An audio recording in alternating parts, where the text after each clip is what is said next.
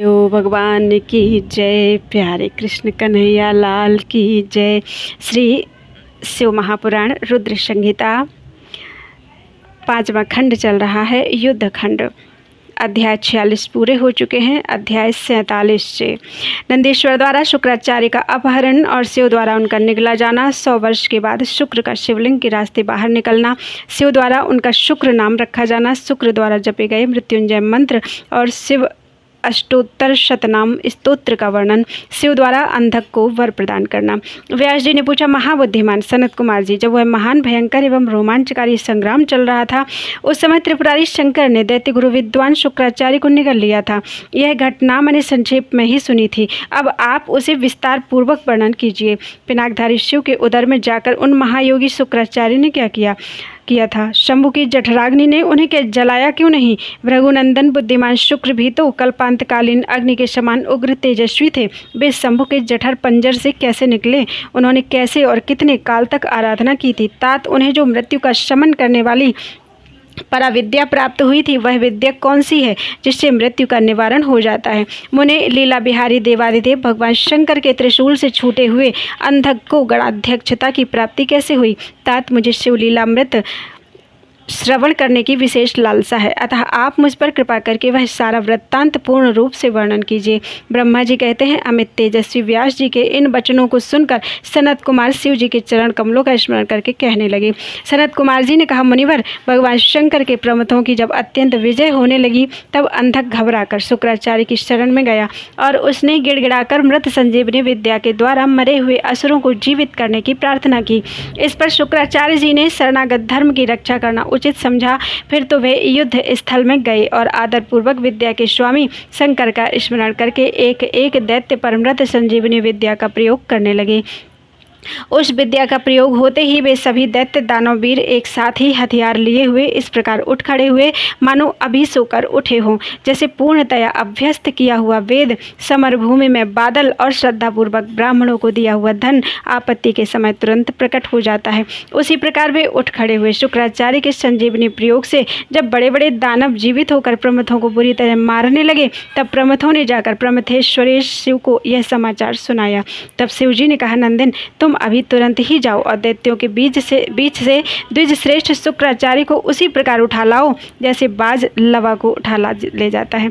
सनत कुमार जी कहते हैं, महर्षि वृषभध्वज के यूं कहने पर नंदी साढ़ के समान बड़े जोर से गरजे और तुरंत ही सेना को लांघकर उस स्थान पर जा पहुंचे जहां भृगुवंश के दीपक शुक्राचार्य विराजमान थे। वहां समस्त दैत्य हाथों में पाश, खड्ग, वृक्ष, पत्थर और पर्वतखंड लिए हुए उनकी रक्षा कर रहे थे। यह देखकर बलशाली नंदी ने उन दैत्यों को विक्षुब्ध करके शुक्राचार्य का उसी प्रकार अपहरण कर लिया जैसे सरब हाथी को उठा ले जाता है। महाबली नंदी द्वारा पकड़े जाने पर शुक्राचार्य के वस्त्र खिसक गए, उनके आभूषण गिरने लगे और केश खुल गए। तब देवशत्रु दानव उन्हें छुड़ाने के लिए सिंहनाद करने लगे और नंदी के पीछे दौड़े जैसे मेघ जल की वर्षा करते हैं। उसी तरह नंदीश्वर के ऊपर वज्र, त्रिशूल, तलवार, फरसा, बरेठी और गोफन आदि अस्त्रों की उग्र वृष्टि करने लगे। तब उस देवासुर संग्राम के विकराल रूप धारण करने पर गणाधिराज नंदी ने अपने मुख की आग से सैकड़ों शस्त्रों को भस्म कर दिया और उन भृगुनंदन को दबोचकर शत्रु दल को व्यथित करते हुए वे शिव जी के समीप आ पहुँचे तथा शीघ्र ही उन्हें निवेदित करते हुए बोले, भगवान, ये शुक्राचार्य उपस्थित हैं। तब भूतनाथ देवादिदेव शंकर ने पवित्र पुरुष द्वारा प्रदान किए हुए उपहार की भांति शुक्राचार्य को पकड़ लिया और बिना कुछ कहे उन्हें फल की तरह मुख में डाल लिया। उस समय समस्त असुर उच्च स्वर से हाहाकार करने लगे। व्यास जी, जब गिरिजेश्वर ने शुक्राचार्य को निगल लिया, तब दैत्यों की विजय की आशा जाती रही। उस समय उनकी दशा सूंड रहित गजराज, सिंहहीन साढ़, मस्तक विहीन देह, अध्ययन रहित ब्राह्मण, उद्यमहीन प्राणी, भाग्यहीन के उद्यम, पति रहित स्त्री, फल वर्जित वाण, पुण्यहीनों की आयु, व्रत रहित वेदाध्ययन, एकमात्र वैभव शक्ति के बिना निष्फल हुए कर्म समूह, सूरताहीन क्षत्रिय और सत्य के बिना धर्म समुदाय की भांति शोचनीय हो गई। दैत्यों का सारा उत्साह जाता रहा। तब अंधक ने महान दुख प्रकट करते हुए अपने शूरवीरों को बहुत उत्साहित किया और कहा, वीरों, जो रणांगण छोड़कर भाग जाते हैं उनकी ख्याति अपयश रूपी कालिमा से मलिन हो जाती है और उन्हें इस लोक में तथा परलोक में कहीं भी सुख नहीं मिलता। यदि पुनर्जन्म रूपी मल का अपहरण करने वाले धरा तीर्थ में अवगाहन कर लिया जाए तो अन्य तीर्थों में स्नान, दान और तप की क्या आवश्यकता है। अर्थात इनका फल रणभूमि में प्राण त्याग करने से ही प्राप्त हो जाता है।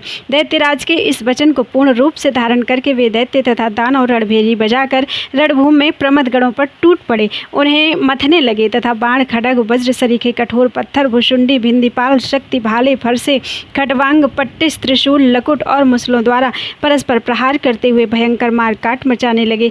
इस प्रकार अत्यंत घमासान युद्ध हुआ। इसी बीच विनायक, स्कंद, नंदी, सोम नंदी, वीर, नैगमेय और महाबली वैशाख आदि उग्र गणों ने त्रिशूल, शक्ति और बाण समूहों की धारावाहिक वर्षा करके अंधक को अंधा बना दिया। फिर तो प्रमथों तथा असुरों की सेनाओं में महान कोलाहल मच गया। उस घोर शब्द को सुनकर शंभु के उदर में स्थित शुक्राचार्य आश्रय रहित वायु की भांति निकलने का मार्ग ढूंढते हुए चक्कर काटने लगे। उस समय उन्हें रुद्र के उदर में पाताल सहित सातों लोक, ब्रह्मा, नारायण, इंद्र, आदित्य और अप्सराओं के विचित्र भुवन तथा वह प्रमथासुर संग्राम भी देख पड़ा। इस प्रकार वे 100 वर्षों तक शिव जी की कुक्षी में चारों ओर भ्रमण करते रहे, परंतु उन्हें उसी प्रकार कोई छिद्र नहीं देख पड़ा जैसे दुष्ट की दृष्टि सदाचारी के छिद्र को नहीं देख पाती। तब भृगुनंदन ने शैवयोग का आश्रय लेकर एक मंत्र का जप किया। उस मंत्र के प्रभाव से वे शंभु के जठर पंजर से शुक्र रूप में लिंग मार्ग से बाहर निकले। तब उन्होंने शिव जी को प्रणाम किया। गौरी ने उन्हें पुत्र रूप में स्वीकार कर लिया और विघ्न रहित बना दिया। तदनंतर करुणा सागर महेश्वर भृगुनंदन शुक्राचार्य को वीर्य के रास्ते निकला हुआ देखकर मुस्कुराते हुए बोले।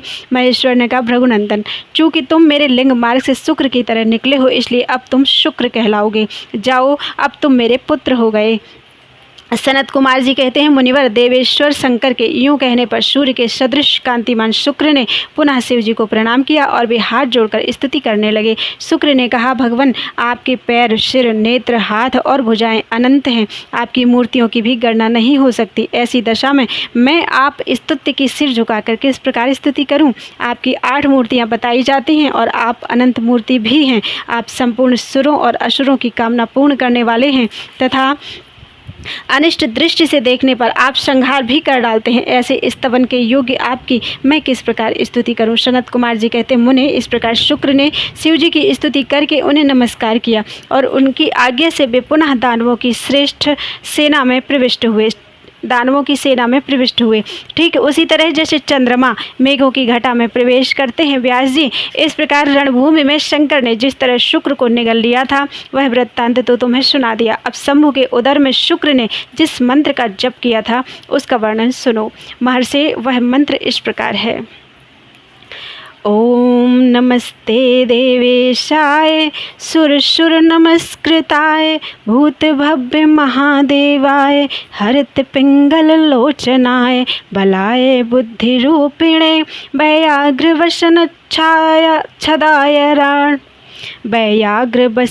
छदाय रणेयाय त्रैलोक्य प्रभवे ईश्वराय हराय हरिनेत्राय युगांतर करणायानलाय गणेशाय लोकपालाय महाभुजाय महाहस्ताय शूलिने महादृष्णिने कालाय महेश्वराय अव्ययाय कालरूपिणे नीलग्रीवाय महोदराय गणाध्यक्षाय सर्वात्मने सर्वभावनाय सर्वगाय मृत्युहंत्रे पारियात्र सुव्रताय ब्रह्मचारिणे वेदांत गाय तपोंत गाय पशुपतये व्यंगाय शूलपाणये वृषकेतवे हरये जटिने शिखंडिने लकुटिने महायशे भूतेश्वराय गुहावासिने वीणापण बतालवते अमराय दर्शनीयाय बालसूर्य निभाय शमशान वासिने भगवते उमापतये अरिंदमाय भगस्याक्षिपातिने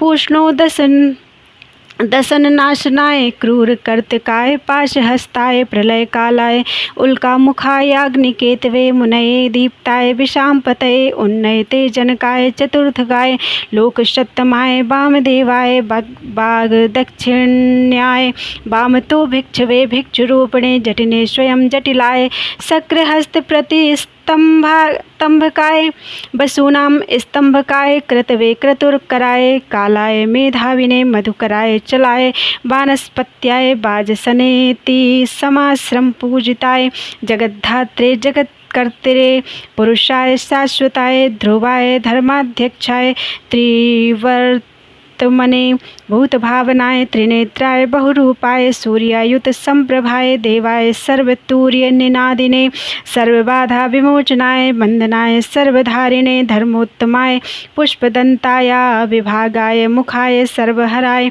हिरण्यस्रवसे द्वरिणे भीमाय भीम पराक्रमाय ओम नमो नमः। इस मंत्र का अर्थ भी दिया गया है, उसे हम पढ़ते हैं। ओम, जो देवताओं के स्वामी सुर असुर द्वारा वंदित भूत और भविष्य के महान देवता, हरे और पीले नेत्रों से युक्त महाबली, बुद्धि स्वरूप बागंबर धारण करने वाले, अग्निस्वरूप त्रिलोकी के उत्पत्ति स्थान ईश्वर, हर हरि नेत्र प्रलयकाली अग्निस्वरूप गणेश, लोकपाल, महाभुज महाहस्त त्रिशूल धारण करने वाले, बड़ी बड़ी दाढ़ों वाले काल स्वरूप महेश्वर अविनाशी, ओम हरि काल रूपी नीलकंठ महोदर गणाध्यक्ष सर्वात्मा, सबको उत्पन्न करने वाले, सर्वव्यापी, मृत्यु को हटाने वाले, पारियात्र पर्वत पर उत्तम व्रत धारण करने वाले, ब्रह्मचारी, वेदांत प्रतिपाद्य तप की अंतिम सीमा तक पहुँचने वाले, पशुपति, विशिष्ट अंगों वाले, शूलपाणी, वृषभध्वज, पापापहारी, जटाधारी, शिखंड धारण करने वाले, दंडधारी, महायशस्वी, भूतेश्वर, गुहा में निवास करने वाले, वीणा और पणव पर ताल लगाने वाले, अमर दर्शनीय, बाल सूर्य शरीर के रूप वाले, शमशानवासी, ऐश्वर्यशाली, उमापति, शत्रु दमन, भक्त के नेत्रों को नष्ट कर देने वाले, पूषा के दांतों के विनाशक,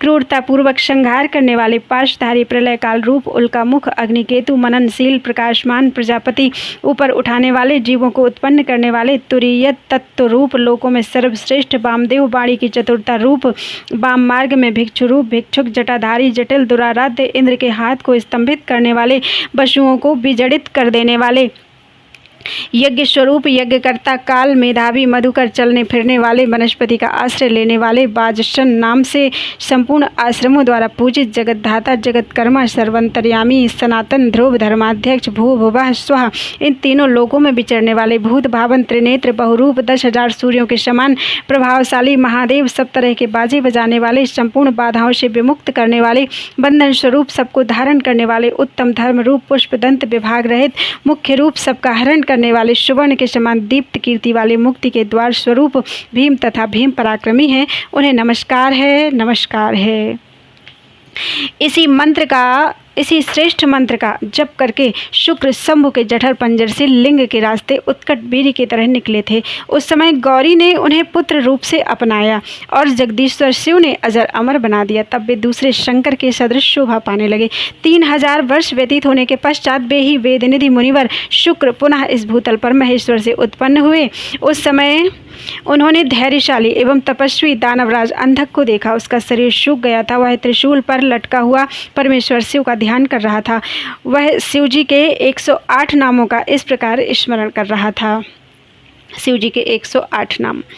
महादेव अर्थात देवताओं में महान, विरूपाक्ष अर्थात विकराल नेत्रों वाले, चंद्रार्धकृत शेखर अर्थात मस्तक पर अर्धचंद्र धारण करने वाले, अमृत अर्थात अमृत स्वरूप, शाश्वत अर्थात सनातन, स्थाणु माने समाधिस्थ होने पर ठूंठ के समान स्थिर, नीलकंठ माने गले में नील चिन्ह धारण करने वाले, पिनाकी माने पिनाक नामक धनुष धारण करने वाले, वृषभाक्ष वृषभ के नेत्र सरीखे विशाल नेत्रों वाले, महाज्ञेय महान रूप से जानने योग्य पुरुष, अंतर्यामी, सर्वकामद संपूर्ण कामनाओं को पूर्ण करने वाले, कामारी कामदेव के शत्रु, कामदहन कामदेव को दग्ध करने वाले, कामरूप इच्छानुसार रूप धारण करने वाले, कपर्दी विशाल जटाओं वाले, विरूप विकराल रूपधारी, गिरीश गिरिवर कैलाश पर शयन करने वाले, भीम भीम भयंकर रूप वाले, श्रक्की बड़े बड़े जबड़ों वाले, रक्तवासा लाल वस्त्रधारी, योगी योग के ज्ञाता, कालदहन काल को भस्म कर देने वाले, त्रिपुरघ्न त्रिपुरों के संहार करता, कपाली कपाल धारण करने वाले, गूढ़ व्रत जिनका व्रत प्रकट नहीं होता, गुप्त मंत्र गोपनीय मंत्रों वाले, गंभीर स्वभाव वाले, भावगोचर भक्तों की भावना के अनुसार प्रकट होने वाले, अणिमादि गुणाधार, अणिमा आदि सिद्धियों के अधिष्ठान, त्रैलोक्येश्वरी दायक, त्रिलोकी का ऐश्वर्य प्रदान करने वाले, वीर अर्थात बलशाली, वीरहंता, शत्रु वीरों को मारने वाले, घोर, दुष्टों के लिए भयंकर, विरूप, विकट रूप धारण करने वाले, मासल, मोटे तेज शरीर वाले, पटु, निपुण, महामासाद, श्रेष्ठ फल का गूदा खाने वाले, उन्मत्त मत वाले, भैरव, काल भैरव स्वरूप, महेश्वर, देवेश्वरों में भी श्रेष्ठ, त्रैलोकी द्रावण, त्रिलोकी का विनाश करने वाले, लुब्ध, स्वजनों के लोभी, लुब्धक, महाव्याध स्वरूप, यज्ञशूदन, दक्ष यज्ञ के विनाशक, कृतिकाश्रुत युक्त, कृतिकाओं के पुत्र, स्वामी कार्तिक से युक्त, उन्मत्त अर्थात उन्मत्त का सा वेश धारण करने वाले, कृत्तिवासा, गजासुर के चमड़े को ही वस्त्र रूप में धारण करने वाले, गजकृति परिधान, हाथी का चर्म लपेटने वाले, क्षुब्ध, भक्तों का कष्ट देखकर क्षुब्ध हो जाने वाले, भुजग भूषण, सर्पों को भूषण रूप में धारण करने वाले, दत्तालंब, भक्तों के अवलंब दाता, वेताल, बेताल स्वरूप, घोर माने घोर, शाकिनी पूजित, शाकिनियों द्वारा समराधित, अघोर अर्थात अघोर पथ के प्रवर्तक, घोर दैत्यघ्न अर्थात भयंकर दैत्यों के संहारक, घोर घोष अर्थात भीषण शब्द करने वाले, वनस्पति माने वनस्पति स्वरूप, भस्मांग माने शरीर में भस्म रमाने वाले, जटिल माने जटाधारी, शुद्ध माने परम पावन, भेरुंड सत सेवित, सैकड़ों भेरुंड नामक पक्षियों द्वारा सेवित, भूतेश्वर माने भूतों के अधिपति, भूतनाथ माने भूतगणों के स्वामी, पंचभूताश्रित अर्थात पंचभूतों को आश्रय देने वाले, खग माने गहन बिहारी, क्रोधित माने क्रोधयुक्त, निष्ठुर माने दुष्टों पर कठोर व्यवहार करने वाले, चंड माने प्रचंड पराक्रमी, चंडीश माने चंडी के प्राणनाथ, चंडिका प्रिय माने चंडिका के प्रियतम, चंड तुंड माने अत्यंत कुपित मुख वाले, गरुत्मान माने गरुण स्वरूप, निस्त्रिंस माने खड्ग स्वरूप, शव भोजन माने शव का भोग लगाने वाले, लेलिहान माने क्रुद्ध होने पर जीभ लपलपाने वाले, महारौद्र माने अत्यंत भयंकर, मृत्यु माने मृत्यु स्वरूप, मृत्योर गोचर माने मृत्यु की भी पहुँच से परे, मृत्योर मृत्यु के भी काल, महासेन माने विशाल सेना वाले, कार्तिकेय स्वरूप माने शमशान नारण्यवासी, शमशान एवं अरण्य में विचरण करने वाले, राग माने प्रेम स्वरूप, विराग माने आसक्ति रहित, रागांध माने प्रेम में मस्त रहने वाले, वीतराग माने वैरागी, शतार्ची माने तेज की असंख्य चिंगारियों से युक्त, सत्व माने सत्व गुण रूप, रजह माने रजो गुण रूप, तमह माने तमो गुण रूप, धर्म माने धर्म स्वरूप, अधर्म माने अधर्म रूप, पार्श्वानुज माने इंद्र के छोटे भाई, उपेंद्र स्वरूप, सत्य माने सत्य रूप, असत्य माने सत्य से भी परे, सदरूप माने उत्तम रूप वाले, असद्रूप माने बीभत्स रूपधारी, अहेतुक माने हेतु रहित, अर्धनारीश्वर माने आधा पुरुष और आधा स्त्री का रूप धारण करने वाले, भानु माने सूर्य स्वरूप, भानु कोटि शत प्रभ, कोटि शत सूर्यों के समान प्रभाशाली, यज्ञ माने यज्ञ स्वरूप, यज्ञपति माने यज्ञेश्वर, रुद्र माने संहारकर्ता, ईशान माने ईश्वर, वरद माने वरदाता, शिव माने कल्याण स्वरूप, परमात्मा शिव की इन 108 मूर्तियों का ध्यान करने से वह दानव उस महान भय से मुक्त हो गया। महादेवं विरूपाक्षं चंद्रार्धिकृत शेखरम, 108 नामों का भगवान शिव का 108 नाम श्लोकों में भी दिए गए हैं, वो हम पढ़ने जा रहे हैं। महादेवं विरूपाक्षं चंद्रार्धिकृत शेखरम, अमृतं शाश्वतं स्थाणुं नीलकंठं पिनाकिनं, वृषभाक्षं महाज्ञेयं पुरुषं सर्वकामदं, कामारिं कामदहनं कामरूपं कपर्दिनं, विरूपं गिरीशं भीमं स्रक्किणं रक्तवाशसं, योगिनं कालदहनं त्रिपुरघ्नं कपालिनं, गूढव्रतं गुप्तमन्त्रं गम्भीरं भावगोचरम्, अणिमादिगुणाधारं त्रिलोकैश्वर्यदायकं, वीरं वीरहरं घोरं विरूपं मासलं पटुं, महामासादमुन्मत्तं भैरवं वै महेश्वरं, त्रैलोक्यद्रावणं लुब्धं लुब्धकं यज्ञशूदनं, कृत्तिकानां सुतैर्युक्तम् उन्मत्तं कृत्तिवाससं, गजकृत्तिपराधीनं, गजकृत्ति परिधानं क्षुब्धं भुजगभूषणं दत्तालम्बं च बेतालं घोरं शाकिनीपूजितम् अघोरं घोरदैत्यघ्नं घोरघोषं वनस्पतिं भस्माङ्गं जटिलं शुद्धं भैरुण्डशतसेवितं भूतेश्वरं भूतनाथं पञ्चभूताश्रितं खगं क्रोधितं निष्ठुरं चण्डं चण्डीशं चण्डिकाप्रियं चण्डतुण्डं गरुणमत्तं निस्त्रिशं सौभोजनं लेलिहानं महारौद्रं मृत्युर्मृत्योर्गोचरं मृत्युं महाशयनं शमशानारण्यवासिनं रागं विरागं रागान्धं वीतरागं सतार्चिषम् सत्वं रजस्तमो धर्मम् अधर्मं वासवानुजं सत्यं त्वसत्यं सदरूपं हेतुकम् अर्धनारीश्वरं भानुं भानुकोटिशतप्रभं यज्ञं यज्ञपतिं रुद्रम् ईशानं वरदं शिवम् अष्टोत्तरशतं ह्येतन्मूर्तीनां परमात्मनः शिवस्य दानवो ध्यानमुक्तस्तस्मान्महाभयात्। बोलो वृंदावन बिहारी लाल की जय। उस समय प्रसन्न हुए जटाधारी शंकर ने उसे मुक्त करके उस त्रिशूल के अग्रभाग से उतार लिया और दिव्य अमृत की वर्षा से अभिषिक्त कर दिया।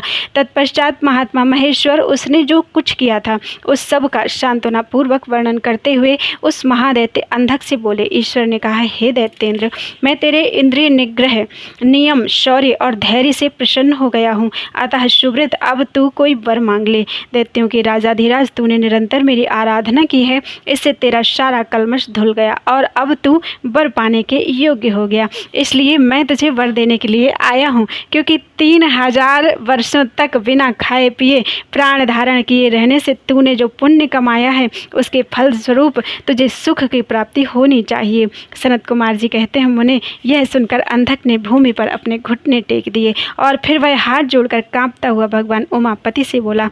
अंधक ने कहा, भगवान, आपकी महिमा जाने बिना मैंने पहले रणांगण में हर्ष गदगद वाणी से आपको जो दीनहीन तथा नीच से नीच कहा है और मूर्खतावश लोक में जो जो निंदित कर्म किया है, प्रभु, उन सब को आप अपने मन में स्थान न दें, अर्थात उसे भूल जाएं। महादेव, मैं अत्यंत ओछा और दुखी हूँ। मैंने काम दोषवश पार्वती के विषय में भी जो दूषित भावना कर ली थी उसे आप क्षमा कर दें। आपको तो अपने कृपण, दुखी एवं दीन भक्त पर सदा ही विशेष दया करनी चाहिए। मैं उसी तरह का एक दीन भक्त हूँ और आपकी शरण में आया हूँ। देखिए, मैंने आपके सामने अंजलि बांध रखी है। अब आपको मेरी रक्षा करनी चाहिए। ये जगत जननी पार्वती देवी भी मुझ पर प्रसन्न हो जाएं और सारे क्रोध को त्याग कर मुझे कृपा दृष्टि से देखें। चंद्रशेखर, कहाँ तो इनका भयंकर क्रोध और कहाँ मैं तुच्छ दैत्य चंद्रमौली में किसी प्रकार उसको सहन नहीं कर सकता। शंभु, कहाँ तो परम उदार आप और कहाँ बुढ़ापा, मृत्यु तथा काम क्रोध आदि दोषों के वशीभूत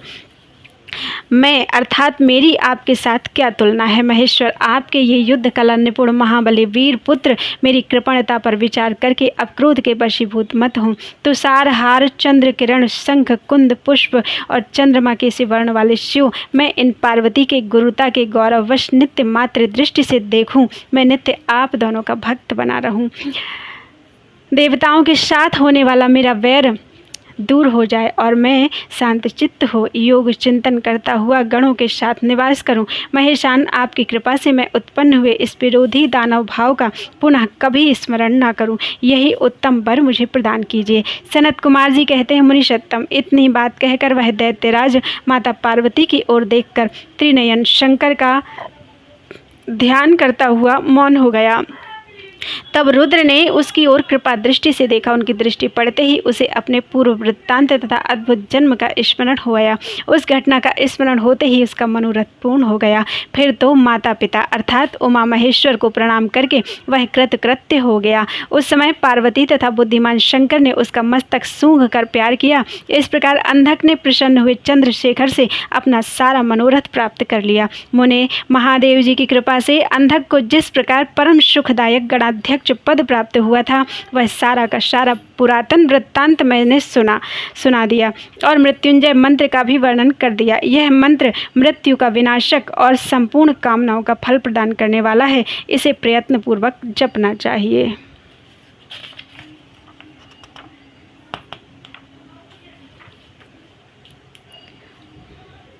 47 से 49 तक पूरा हुआ। बोलो वृंदावन बिहारी लाल की जय। शुक्राचार्य की घोर तपस्या और इनका शिव जी को चित्तरत्न अर्पण करना तथा अष्टमूर्त्यष्टक स्तोत्र द्वारा उनका स्तवन करना, शिव जी का प्रसन्न होकर उन्हें मृत संजीवनी विद्या अन्य वर प्रदान करना। सनत कुमार जी कहते हैं, व्यास जी मुनिवर शुक्राचार्य को शिव से मृत्युंजय नामक मृत्यु का प्रशमन करने वाली परा विद्या किस प्रकार प्राप्त हुई थी, अब उसका वर्णन करता हूँ, सुनो। पूर्व काल की बात है। इन भृगुनंदन ने वाराणसीपुरी में जाकर प्रभावशाली विश्वनाथ का ध्यान करते हुए बहुत काल तक घोर तप किया था। वेद व्यास जी उस समय उन्होंने वहीं एक शिवलिंग की स्थापना की और उसके सामने ही एक परम रमणीय कूप तैयार कराया। फिर प्रयत्नपूर्वक उन देवेश्वर को 1 लाख बार द्रोण भर पंचामृत से तथा बहुत से सुगंधित द्रव्यों से स्नान कराया। फिर 1000 बार परम प्रीतिपूर्वक चंदन, यक्ष कर्दम और सुगंधित ओबटन का उस लिंग पर अनुलोप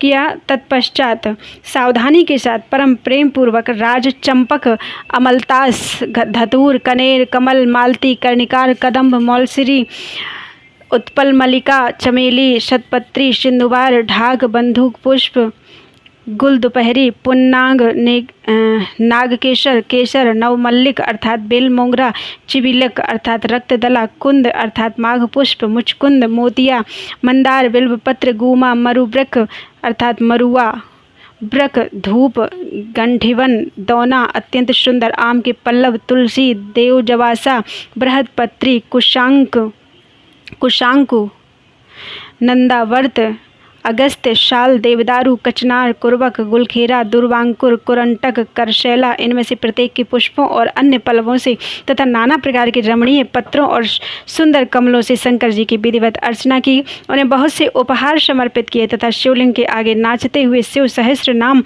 एवं अन्य स्तोत्रों का गान करके शंकर जी का स्तवन किया। इस प्रकार शुक्राचार्य 5000 वर्षों तक नाना प्रकार के विधि विधान से महेश्वर का पूजन करते रहे, परंतु जब उन्हें थोड़ा सा भी वर देने के लिए उद्यत होते नहीं देखा, तब उन्होंने एक दूसरे अत्यंत दुस्सह एवं घोर नियम का आश्रय लिया। उस समय शुक्र ने इंद्रियों सहित मन के अत्यंत चंचलता रूपी महान दोष को बारंबार भावना रूपी जल से प्रक्षालित किया। इस प्रकार चित्तरत्न को निर्मल करके उसे पिनाकधारी शिव के अर्पण कर दिया और स्वयं धूमकण का पान करते हुए तप करने लगे। इस प्रकार उनके 1 सहस्र वर्ष और बीत गए। तब भृगुनंदन शुक्र को यूं दृढ़ चित्त से घोर तप करते देखकर महेश्वर उन पर प्रसन्न हो गए। फिर तो दक्ष कन्या पार्वती के स्वामी साक्षात विरूपाक्ष शंकर, जिनके शरीर की कांति सहस्र सूर्यों से भी बढ़कर थी, उस लिंग से निकलकर शुक्र से बोले। महेश्वर ने कहा, महाभाग भृगुनंदन, तुम तो तपस्या की निधि हो।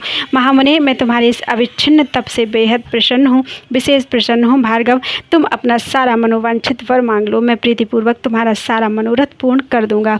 अब मेरे पास तुम्हारे लिए कोई वस्तु अदेय नहीं रह गई। सनत कुमार जी कहते, मुनि शंभु के इस परम सुखदायक एवं उत्कृष्ट वचन को सुनकर शुक्र प्रसन्न हो गए, आनंद समुद्र में निमग्न हो गए। उन कमल नयन द्विजवर शुक्र का शरीर परम आनंद जनित रोमांच के कारण पुलकायमान हो गया। तब उन्होंने हर्षपूर्वक शंभु के चरणों में प्रणाम किया। उस समय उनके नेत्र हर्ष के कारण खिल उठे थे। फिर वे मस्तक पर अंजलि रखकर जय जयकार करते हुए अष्टमूर्तिधारी का अर्थ है पृथ्वी, जल, अग्नि, वायु, आकाश, यजमान, चंद्रमा और सूर्य, इन 8 में अधिष्ठित सर्व, भव, रुद्र, उग्र, भीष्म, पशुपति, महादेव और ईशान, ये अष्टमूर्तियों के नाम हैं। अष्टमूर्तिधारी वरदायक शिव की स्तुति करने लगे। भार्गव ने कहा, सूर्य स्वरूप भगवान, आप त्रिलोकी का हित करने के लिए आकाश में प्रकाशित होते हैं। और अपनी इन किरणों से समस्त अंधकार को अभिभूत करके रात में विचरने वाले असुरों का मनोरथ नष्ट कर देते हैं। जगदीश्वर आपको नमस्कार है। घोर अंधकार के लिए चंद्र स्वरूप शंकर, आप अमृत के प्रवाह से परिपूर्ण तथा जगत के सभी प्राणियों के नेत्र हैं। आप अपनी अमर्याद तेजोमय किरणों से आकाश में और भूतल पर अपार प्रकाश फैलाते हैं, जिससे सारा अंधकार दूर हो जाता है। आपको प्रणाम है। सर्वव्यापिन आप पावन पथ योग मार्ग का आश्रय लेने वालों की सदा गति तथा उपास्य देव हैं। भुवन जीवन आपके बिना भला श्लोक में कौन जीवित रह सकता है। सर्पकुल के संतोषदाता आप निश्चल वायु रूप से संपूर्ण प्राणियों की वृद्धि करने वाले हैं। आपको अभिवादन है। विश्व के एकमात्र पावनकर्ता आप शरणागत रक्षक और अग्नि की एकमात्र शक्ति हैं। पावक आपका ही स्वरूप है। आपके बिना मृतकों का वास्तविक दिव्य कार्य दाह आदि नहीं हो सकता। जगत के अंतरात्मा आप प्राण शक्ति के दाता, जगत स्वरूप और पद पद पर शांति प्रदान करने वाले हैं। आपके चरणों में मैं सिर झुकाता हूँ। जल स्वरूप परमेश्वर आप निश्चय ही जगत के पवित्र कर्ता और चित्र विचित्र सुंदर चरित्र करने वाले हैं। विश्वनाथ, जल में अवगाहन करने से आप विश्व को निर्मल एवं पवित्र बना देते हैं, इसलिए आपको नमस्कार है। आकाश रूप ईश्वर, आपसे अवकाश प्राप्त करने के कारण यह विश्व बाहर और भीतर विकसित होकर सदा स्वभाववश श्वास लेता है, अर्थात इसकी परंपरा चलती रहती है तथा आपके द्वारा यह संकुचित भी होता है, अर्थात नष्ट हो जाता है। इसलिए दयालु भगवान, मैं आपके आगे नतमस्तक होता हूँ।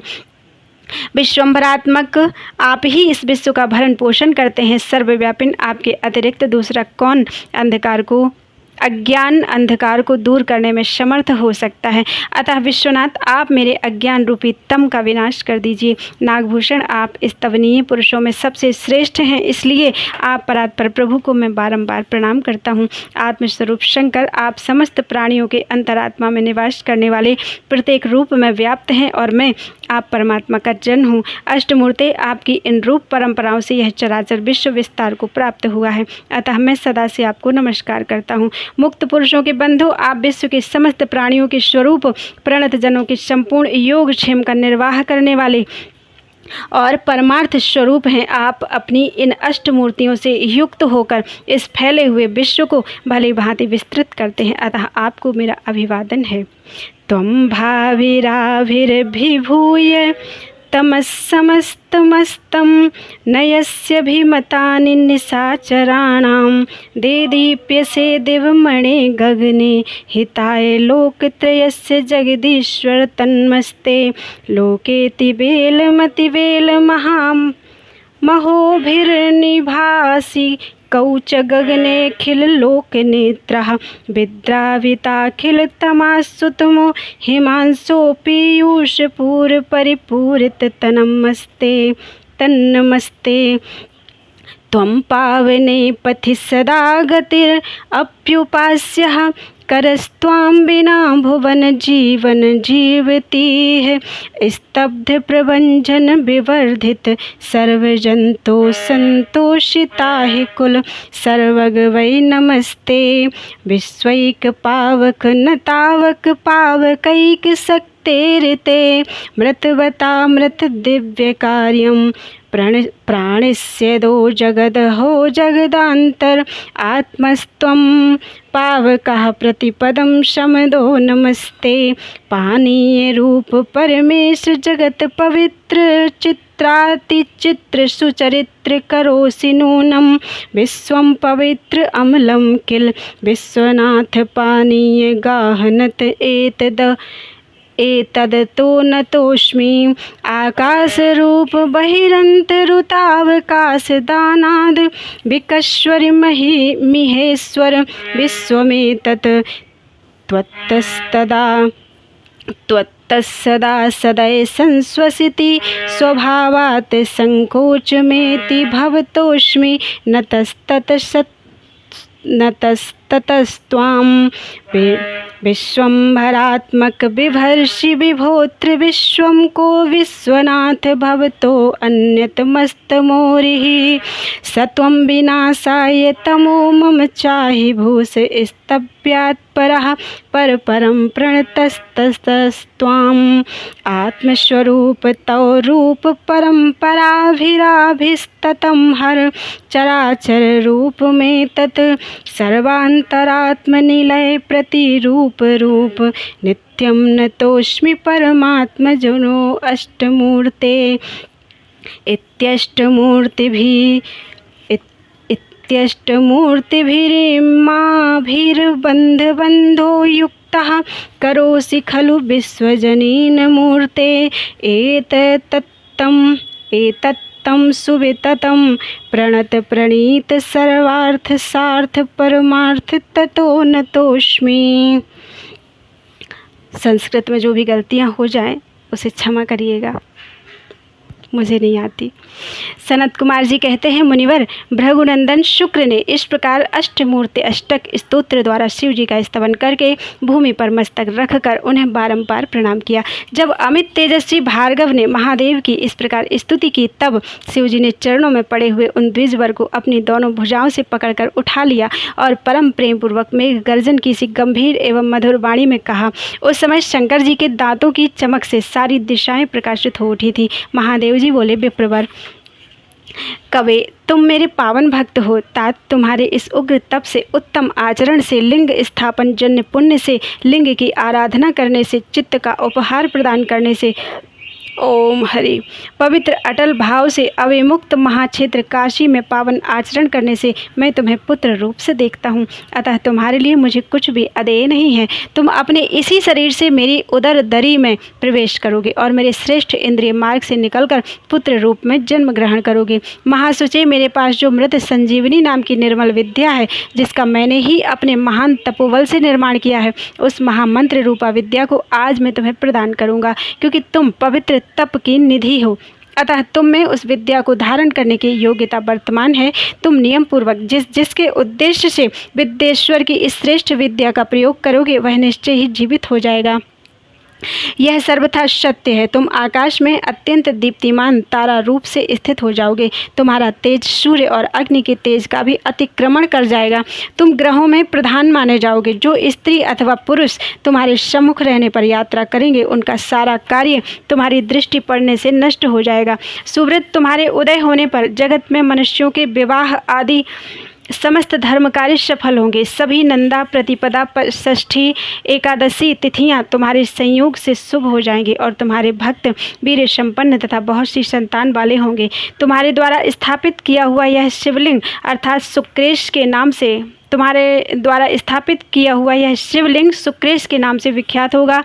जो मनुष्य इस लिंग की अर्चना करेंगे, उन्हें सिद्धि प्राप्त हो जाएगी। जो लोग वर्ष पर्यंत नक्त व्रत परायण होकर शुक्रवार के दिन शुक्रकूप के जल से सारी क्रियाएं संपन्न करके शुक्रेश की अर्चना करेंगे, उन्हें जिस फल की प्राप्ति होगी वह मुझसे श्रवण करो।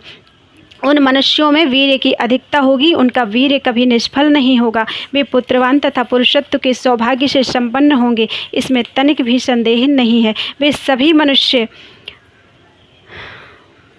बहुत सी विद्याओं के ज्ञाता और सुख के भागी होंगे। यूं वरदान देकर महादेव उसी लिंग में समा गए। तब भृगुनंदन शुक्र भी प्रसन्न मन से अपने धाम को चले गए। व्यास जी यूँ शुक्राचार्य को जिस प्रकार अपने तपोबल से मृत्युंजय नामक विद्या की प्राप्ति हुई थी वह वृत्तांत मैंने तुमसे वर्णन कर दिया। अब और क्या सुनना चाहते हो? अध्याय 50 पूरा हुआ।